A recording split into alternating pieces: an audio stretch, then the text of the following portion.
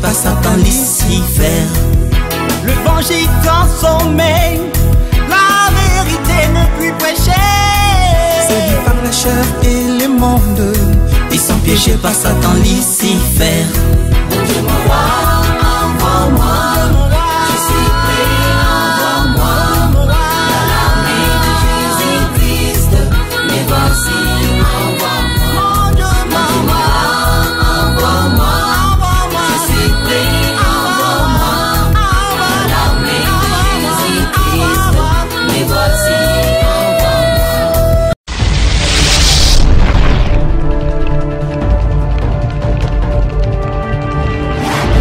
Shalom peuple de Dieu, que mon Dieu vous bénisse. C'était bien moi, votre serviteur, les psalmistes Théophile Bobby sur votre chaîne One TV. Nous avons aussi Hosanna Force, nous avons à ciel ouvert, nous avons Mérite TV.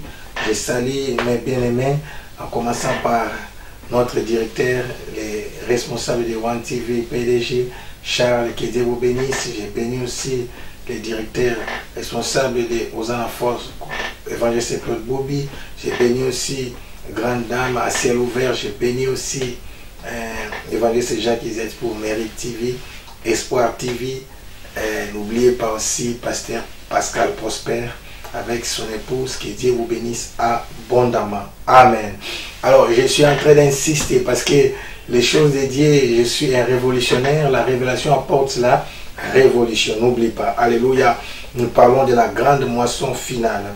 Nous sommes à notre 5e série. Nous parlons aujourd'hui de... C'est la saison des adorateurs D. Amen. C'est la saison des adorateurs. C'est la saison des adorateurs. Aujourd'hui, nous allons parler de l'adoration avec la parole. Amen. Donc, là, ce que j'avais dit dans l'émission passée, j'insiste et j'insiste. Je ne sais pas comment et pourquoi c'est devenu ainsi. Les adorateurs, ce ne sont pas seulement des chantres. Les chantres sont des adorateurs. Mais un vrai adorateur, selon Genèse 22, 5, c'est quelqu'un qui offre. C'est un sacrificateur. On a vu aussi pour les mages. Ce sont des mages, mais ils sont venus avec des sacrifices. Ils ont pris leur trésor. J'avais dit, la Bible n'a jamais mentionné qu'ils étaient 2 ou 3. Maintenant, ils sont venus avec leur caravane, ils étaient nombreux, je ne sais pas c'est combien, mais vous comprenez. Alors, et disons tout simplement qu'on adore aussi avec sa richesse. Preuve avec les enfants d'Israël en Égypte, quand ils étaient en captivité, ils ont refusé de sortir et d'aller main vide. Ils ont dit, nous irons avec nos richesses, nos femmes, nos enfants. Amen. On ne doit pas laisser sa richesse entre les mains du diable. N'oubliez pas, vous qui avez des comptes, après l'enlèvement, vos comptes seront bloqués et seront utilisés par l'Antéchrist. C'est pourquoi il vaut mieux faire des transferts maintenant. Comment transférer votre argent pour votre nouvelle vie? C'est s'aimer dans l'œuvre de Dieu. Amen.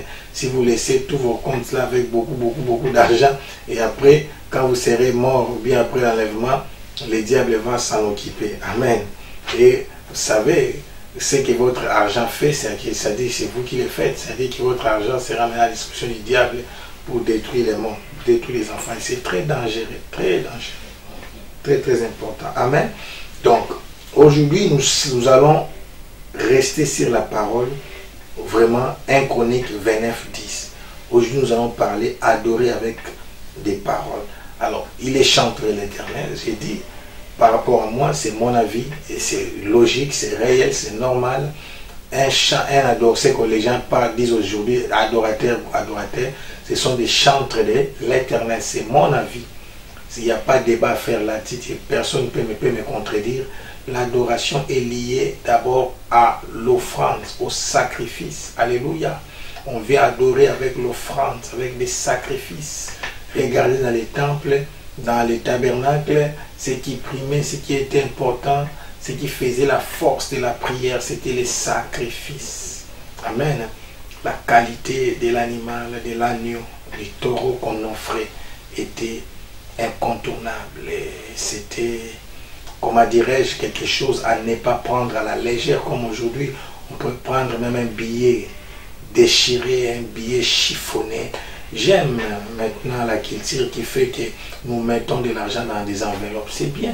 Avant, on jetait, c'est pas correct, c'est pas correct. Tu ne peux pas aller voir une autorité et lui donner n'importe quel cadeau et lui donner ça n'importe comment, ça passe pas. Or, notre Créateur, notre Dieu est celui qui a fait les cieux et la terre. Quelqu'un a comprend ces choses. Oh mon Dieu, j'ai déjà pris 5 minutes.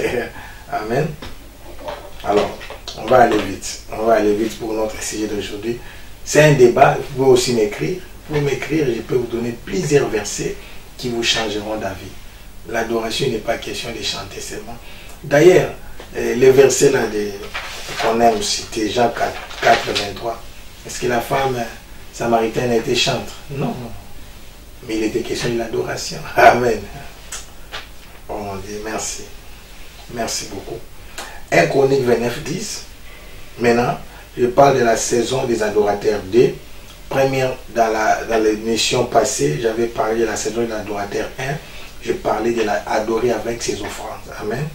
On a vu comment David et ses collaborateurs, son équipe, ses généraux, ses officiers, ses ministres ont adoré avec leurs offrandes. Aujourd'hui, nous allons apprendre comment David adorait avec des paroles.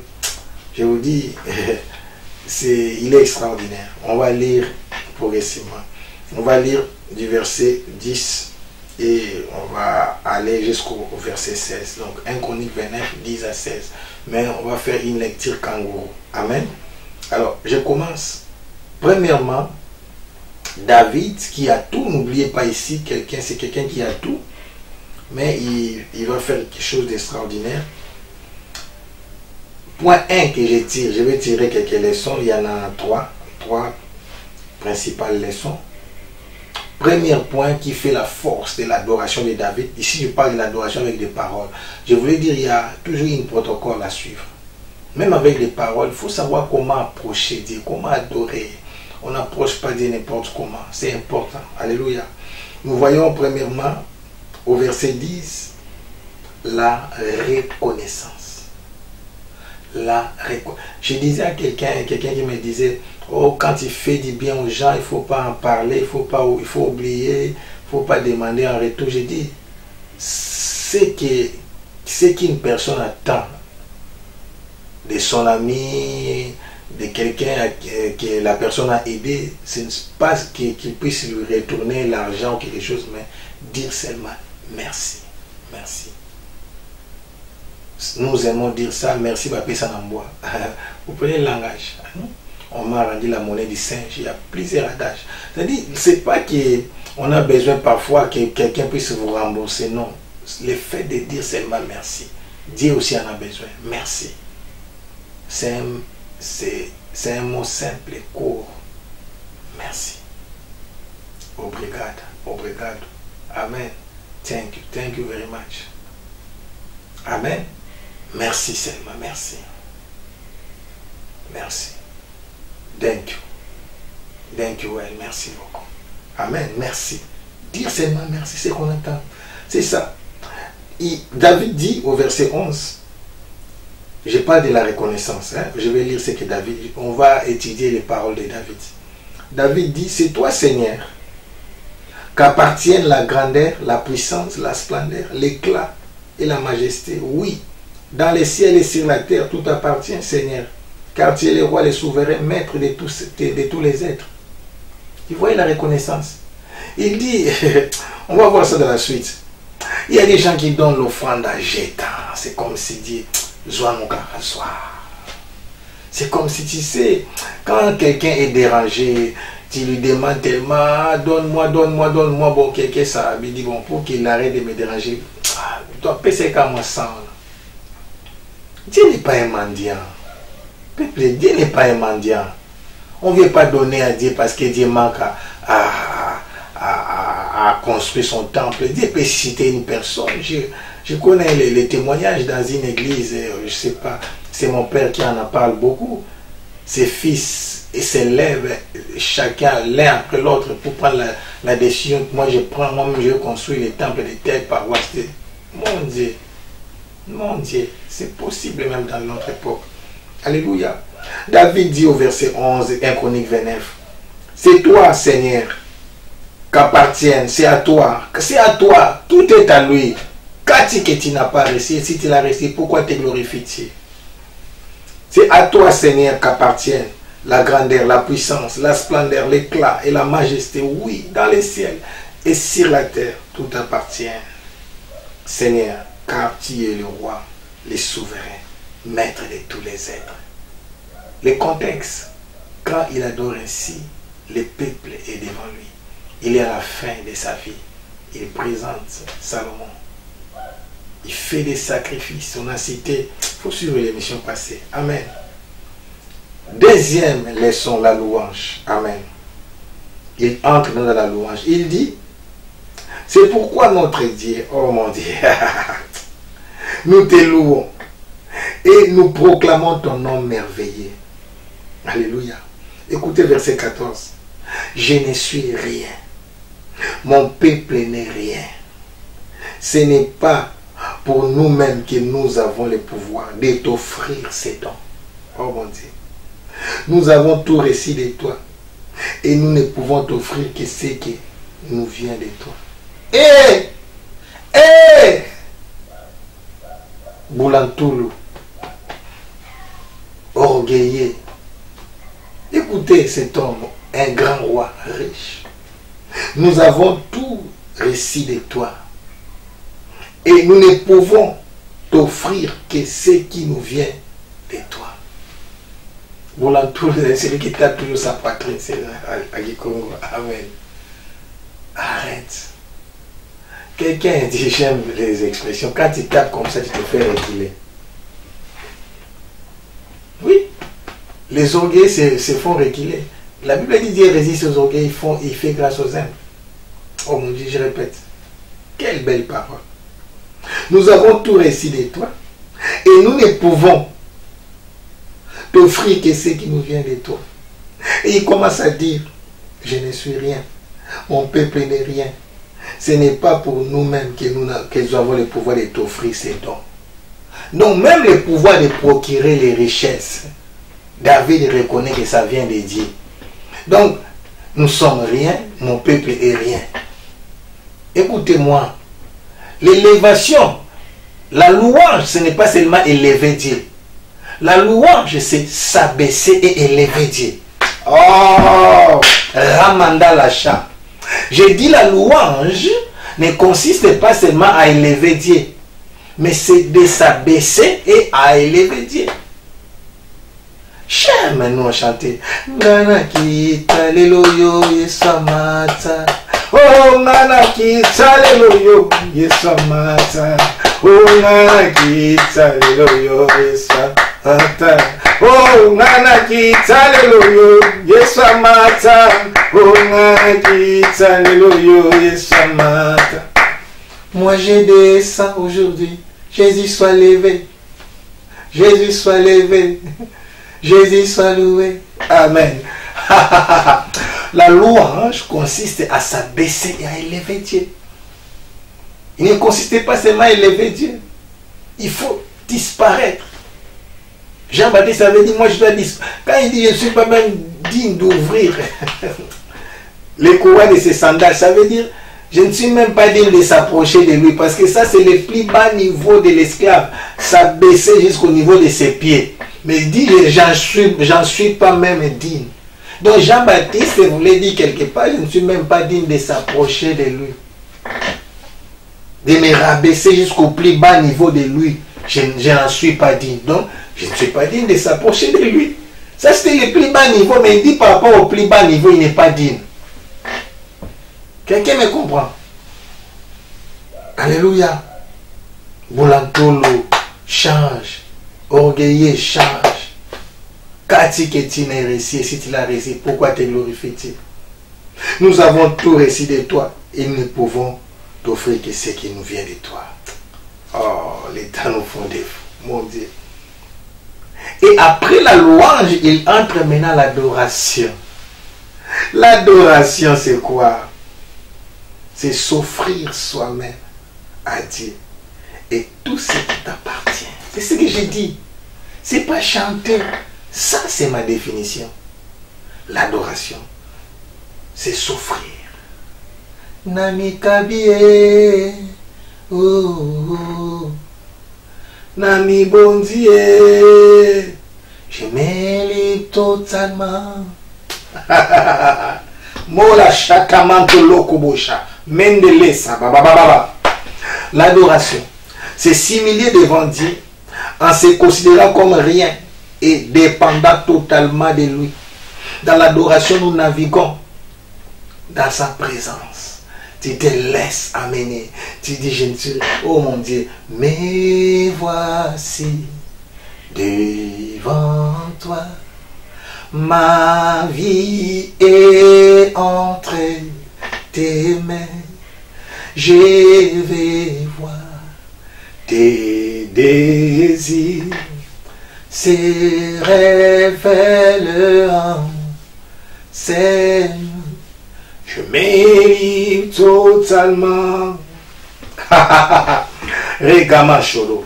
C'est s'humilier devant Dieu en se considérant comme rien et dépendant totalement de lui. Ce sont les paroles. Il dit, devant toi, nous n'avons plus des droits que des étrangers ou des hôtes des passages. Oh mon Dieu, versets 15 à 16. Vous imaginez, celui qui dit ça, il est juif. Il est descendant de la tribu de Juda. Il est descendant d'Isaïe, sur qui la promesse a été dite. La tribu de Juda, c'est la tribu à qui Dieu a promis la royauté. Mais il dit, devant toi, nous n'avons pas plus de droits que des étrangers ou des hôtes des passages, comme tous nos ancêtres. Notre vie sur terre aussi éphémère qu'une ombre s'écoule sans sécurité. David reconnaît ça, c'est l'adoration.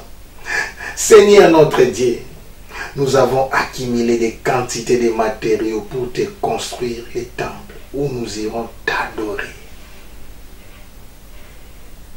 Toi, le vrai Dieu. Ça, c'est l'adoration. Oh, tout cela vient de toi. Tout appartient. Aïnia nous va quelque part, ils ont dit qu'elle est battée. Et à tes potes ça qui a moto zui. Poto défi ça qu'il faut zongi ça. Mais parce que tout appartient. Les choses de Dieu, c'est que Dieu avait et nous a donné et nous remettons à lui. C'est ça avec Dieu. Quand tu n'as réussi, si tu l'as réussi, pourquoi tu glorifies? Boulantoulou, changer, Yonani. Oh mon Dieu. Vos histoires là de Dieu, qui es-tu? Tu n'es rien. David dit, nous sommes rien. Moi aussi je suis rien. Nous sommes rien.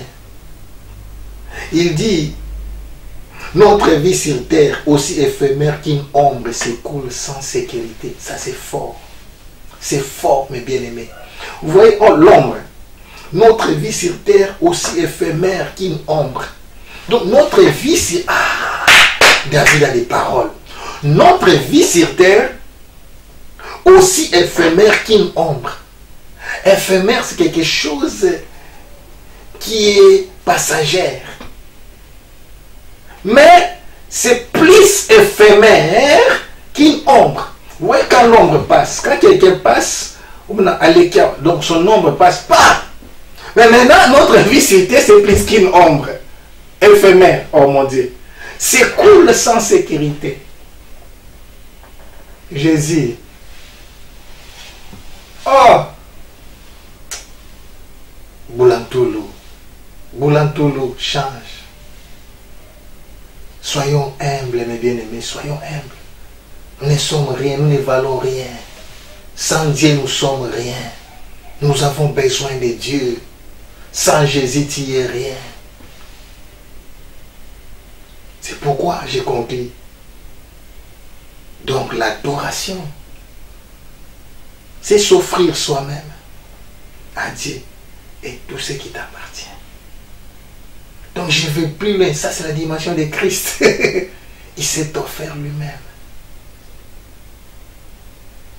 Qu'as-tu que tu n'as réussi? Et si tu l'as réussi, pourquoi tu glorifies?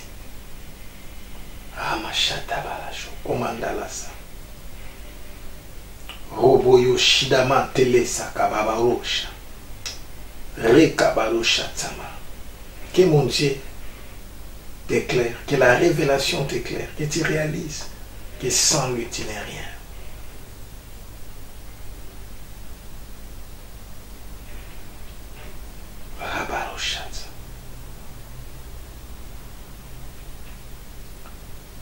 Goboro Chatza.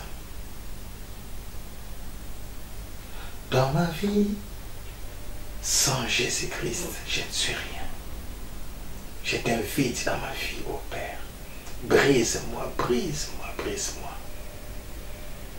Façonne-moi, transforme-moi, Jésus. Je m'abandonne comme un vase entre les mains du potier. Fais de moi ce que tu veux. Façonne-moi. Transforme-moi, ô Jésus. Sans toi, je ne suis rien. Aide-moi, Père, à accomplir pleinement ta volonté parfaite. Que seule ta volonté puisse s'accomplir dans ma vie. Dans le nom puissant et glorieux de notre Seigneur Jésus-Christ. Nous avons ainsi prié. Amen. Mon Dieu, j'ai envie de pleurer.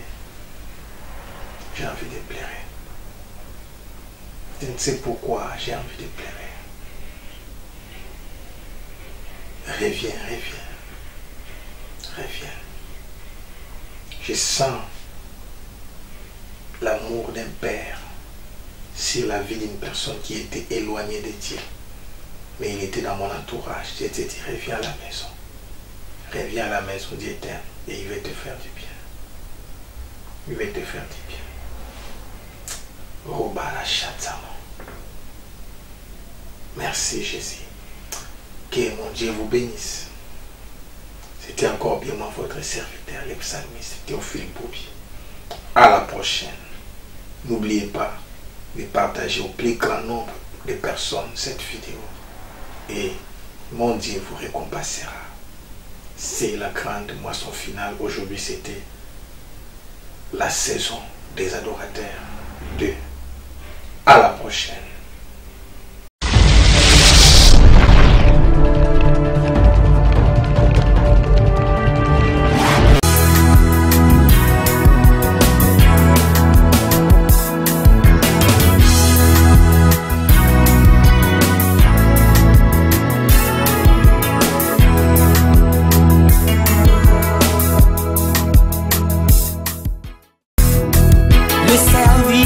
Corrompu, emporté par l'argent.